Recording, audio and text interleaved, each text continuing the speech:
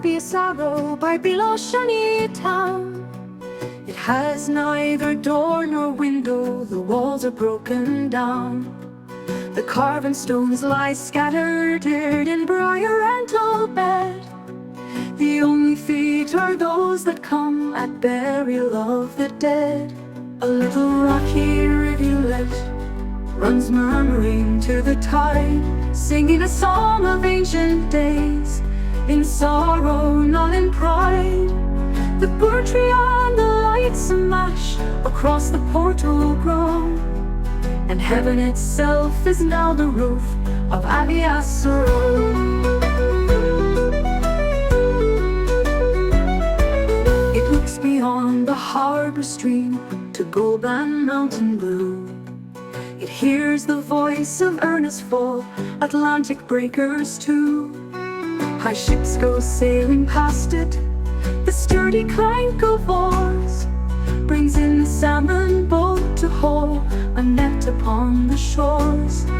And this way to his home creek, when the summer day is done, slow sculls the weary fisherman across the setting sun. While green with corn is Sheegus Hill, his cottage white below, but grey at every season is Abbey Assaroe.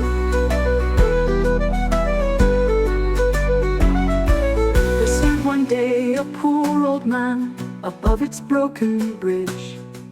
He heard no running rivulet, he saw no mountain ridge.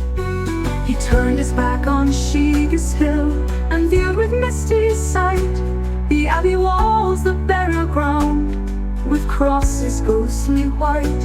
Under a weary weight of years, he bowed upon his staff, perusing in the present time the former's epitaph.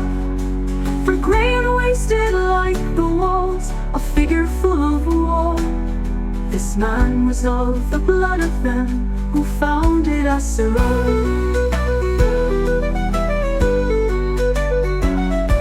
From Derry to Bundrowa's tower, Tyrconnell broad was theirs. Spearmen and plunder bards and wine, holy abbot's prayers were chanting always in the house which they had builded high, to God and to Saint Bernard, where at last they came to die. And worse, no workhouse grave for him, the ruins of his race shall rest among the ruined stones of this their saintly place. The fond old man was weeping, and tremulous and slow, along the rough and crooked lane he crept from Assaroe.